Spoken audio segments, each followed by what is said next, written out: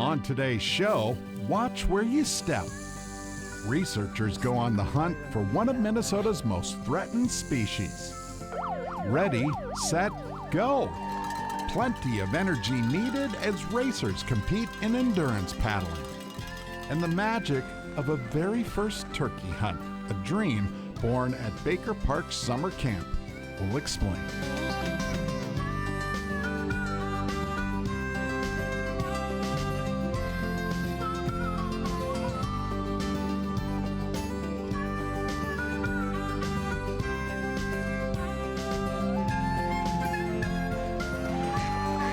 Minnesota Bound, presented by Connecticut Water Treatment Systems.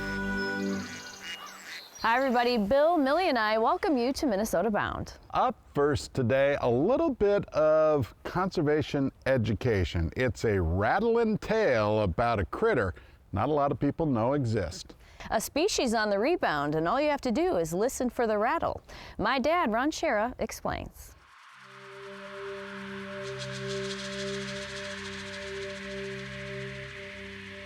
When hunting the bluffs of southeast Minnesota, these folks with the Department of Natural Resources tread lightly.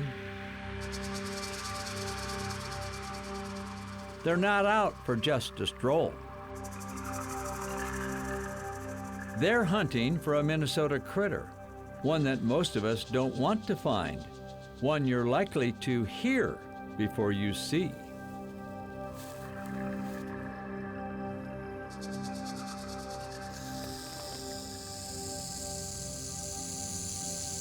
We do have timber rattlesnakes here in southeast Minnesota. I would say the two best field marks for identifying timber rattlesnakes is the solid black tail. The other thing is, of course, the tan rattle at the end, and that rattle is very obvious. Keep your distance. That's really what they're telling you when they rattle. The Minnesota DNR, as part of its non-game wildlife program, has been conducting timber rattlesnake surveys for almost 20 years. In 1996, the timber rattlesnake was listed as a threatened species. Years ago, Minnesota paid bounties for every dead rattlesnake hauled to a county courthouse. Truth is, the state's rattlers also had habitat issues. Probably the most critical habitat is their overwintering or denning habitat. And that usually is on southwest-facing slopes, bluff prairies, dry rock outcrop communities. This is ideal habitat because we have a rock ledge here, and the snakes can get underneath there for cover. And then all they have to do is come out a little bit, and they're in the sun to thermoregulate. Rattlesnakes also have a public relations problem. They don't have many human friends. Most of us are, well, afraid of snakes, or we hate them. I think that they are unfairly maligned creatures. I think that they're not nearly as dangerous as they've generally been made out to be, and that it's pretty unfortunate how afraid people are of them. Nevertheless, the bottom line is there are fewer timber rattlers surviving in Minnesota these days. Finding rattlesnakes in the summertime is kind of like a needle in a haystack, and really consider yourself lucky if you see one. However, the spring surveys show there are some areas where the snake population appears to be stable. There's a snake right underneath that ledge there. Yeah, there are babies there from last year. So, if you happen to cross paths, here's a little Rattlesnake Survival 101. They are very much a species that if you leave them alone, they will leave you alone. Timber rattlesnakes are actually pretty shy, and they're pretty docile. So if you see a timber rattlesnake out in the woods, the first thing you should do is just stop and back up. Just give it a little bit of room. If you're in a populated area, say a timber rattlesnake shows up in your landscaping, Minnesota DNR non-game program has a rattlesnake responder program where you can call the county dispatch and a trained responder will come and relocate that snake to a natural area so it's not harmed. Super cool, very excited to see one. Would keep my distance, but would be taking some photos because I'd be stoked to get to see one. See one? Yes, from a distance.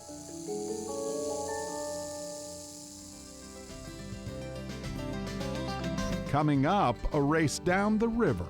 This game tests endurance. Minnesota Bound is brought to you by Connecticut Water Treatment Systems, Star Bank, White Bear Lake Superstore, and by your boat club.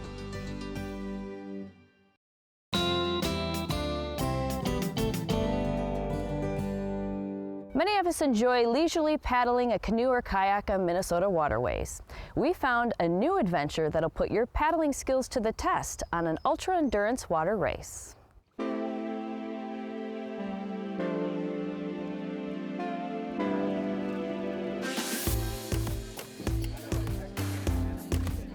Racers, grab your paddles. And we will start our race owl meeting and our pre-race safety meeting in just a couple minutes.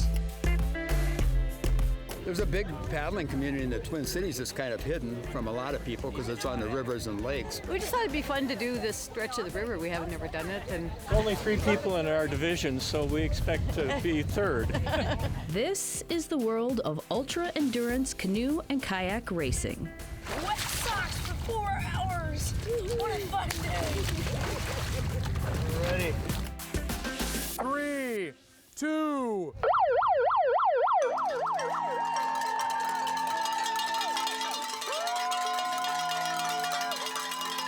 How far can you expect to paddle in an endurance race? So our longest race is 150 miles, started at Lum Park in Brainerd, Minnesota. We have a 150 mile, we have a 48 mile, a 25 mile, a 10 mile, a 5 mile family challenge that you can paddle with your kids.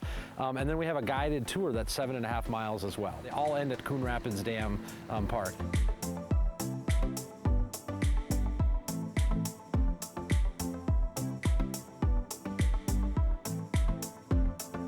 Just about anything that floats is welcome to enter. So we've got canoes, kayaks, fancy kayaks called surf skis, and then we have stand-up paddleboarding.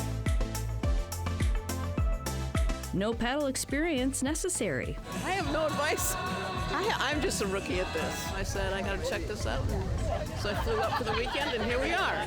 No age limit either. Just ask these former paddling champions what their plan is.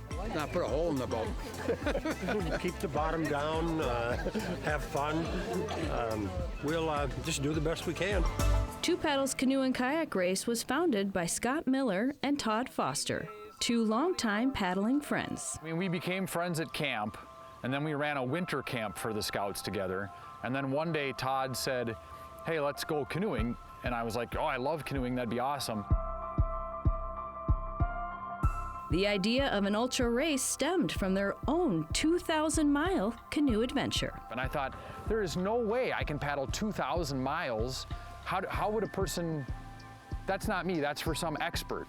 But then I thought about it and I thought you only live once. So in 2005, we paddled to Hudson Bay, which was our first big, huge, epic adventure. And we've kept paddling ever since. One mission of this race is to turn racers into stewards of waterways. Last year we had 205 racers on the water. This year we're at about 230. So in the span of a couple of years, we've brought in 400 or 500 people to the water, in this great state. And we know we're going to turn those people into lovers of the water, and then it can help protect it. A river provides more than just a raceway. The 10,000 lakes take all the attention, and they're great. But for paddling, people who've paddled on lakes, the river pushes you. It's easier in some ways. I mean, there's some safety things and you have to learn some things, but it's really fun. You can take a break and still keep moving, and you never know what you're going to see around the next corner. So how fun is an ultra race? It was really good, beautiful day, sunny. Wind wasn't that bad, but it was awesome. Great people on the river too. Yeah? Did you guys talk to people? Oh, that's part of the fun. Just going down the river and talking to people as you go by or as they go by. As they say, no man ever steps into the same river twice, for it's not the same river, and he's not the same man. The world of the river is an escape for me. I mean, we are in a developed area here, but when you're on the river, you can't tell. You might as well be in the boundary waters. And it's right here, we're in the Twin Cities.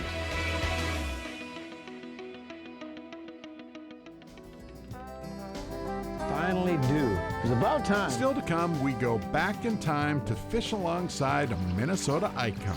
But first, summer camp fun in the name of firearm safety.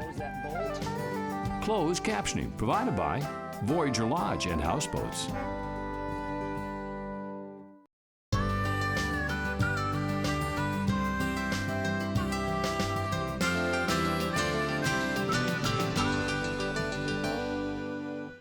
Here in Minnesota, summer camp is sort of a rite of passage for a lot of kids. But at Three Rivers Parks, gun safety camp is a different beast. To understand is to hunt turkeys. Some mornings, seemingly meant for just sleeping in. Adam Sievert and Taylor Rather wouldn't dream of it. There's the hen right to the left. There's turkeys here, that's for sure. Together, they brave a morning bluster to hunker down in the turkey woods. See him, right here, right here, right here. I absolutely love getting the chance to introduce someone and show them what I love to do. This mentored hunt, born of summer camp dreams. Come on over this way. Three Rivers Baker Park Camp. Director Ryan Barth explains all of this. So we're at the Baker Outdoor Learning Center and we're running our Fork Corn Camp. Right there, yeah, that looks good. Fork Corn Camp's a week-long summer camp where kids earn their DNR firearm safety certificate and do the fun summer camp things like canoeing and archery and rock climbing and things like that. Pump action is going to stay closed. The focus, gun safety. You're going to take this out, close that bolt. What do we call this? Magazine. Or clip, good. We have staff that are professional teachers. They're naturalists who teach in an outdoor setting. And at this particular camp, our staff are also certified firearm safety instructors. We're passionate about the outdoors and we want to pass this on. They're really nice and they respect all the people here. Staffer Chad Hollenbeck. If you have a stand like this, leads by example. I highly recommend that you go and purchase a harness that fits you. I really enjoy it here, and I feel like the camp counselors are really good at teaching us how to be safe with firearms. So I'm going to cross first. Jackson Barton's in his first summer teaching. We are working on field crossings and fence crossings right now. Safe direction, good. They're doing good. They're doing good so far. And I think it's really important to establish a respect for firearms, but not a fear for them. Fork Corn Camp does that. All right, slow stepping. Not through show and tell. Okay, range open. But do it too. Oh, just high. That's okay. Yep. We don't want to talk about tree stands. We want to actually go up in a tree stand. We want to talk about archery. We want to shoot a Matthews bow. Looks like it's working.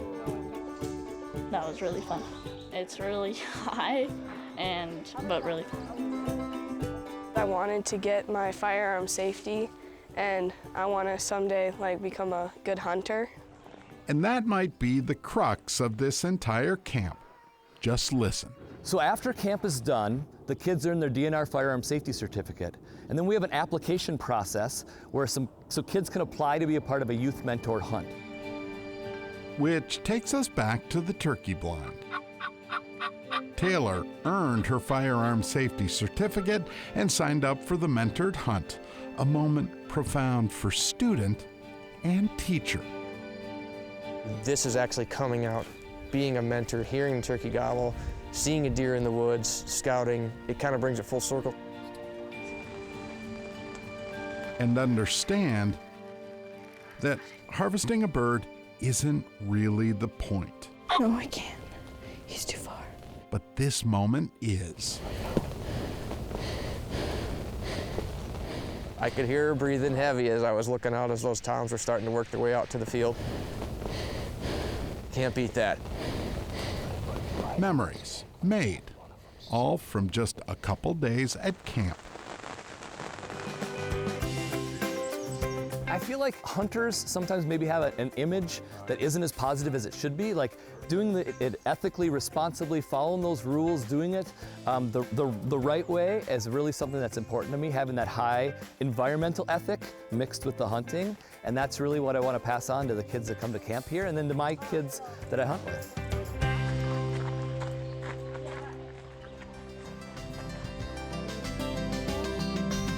Minnesota Bound is brought to you by Flow Docks and Lifts, Coors Light, and by Totem Resorts, the premier destination for world-class fishing.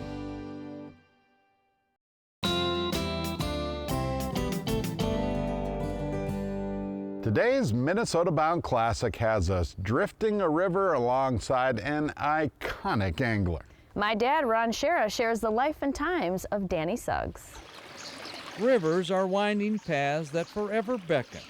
Such a path is Wisconsin's Chippewa River, wild and scenic, framed by limestone bluffs and surrounded by natural beauty.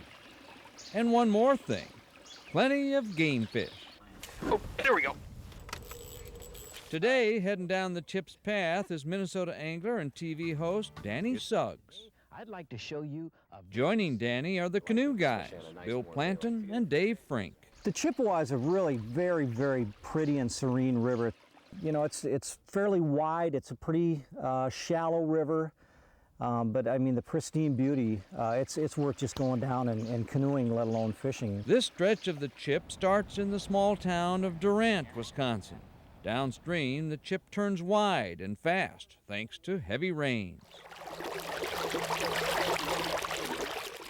An avid angler, Suggsy as he's called, competes in bass tournaments and takes his casting seriously. Come on, fishy. Yes, tournament fishing, you know, if you can win some of the tournaments and win some of the big money, it's great. But I think the majority of the people that actually fish the circuits, it's for the camaraderie that's built, it's for the fellowships, the friendships that they make. But Suggs discovered fishing as a kid, and his interest never waned. My Aunt Fanny and I used to spend the night out there on the bank fishing for carp. Danny is a strong believer in getting kids into fishing at an early age. There's so many things that kids can get involved in these days that are very non-productive. Fishing is something that is very similar to golf. Once you start it at an early age and you get hooked, it's something that you can continue to do throughout your lifetime. Time has been kind to the Chip, still largely undeveloped except for a few small towns and farms. The Chip is scenic, of course, but the highlight of stops along the river is something called the Weeping Wall, so named because a natural spring seeps through the river's rock.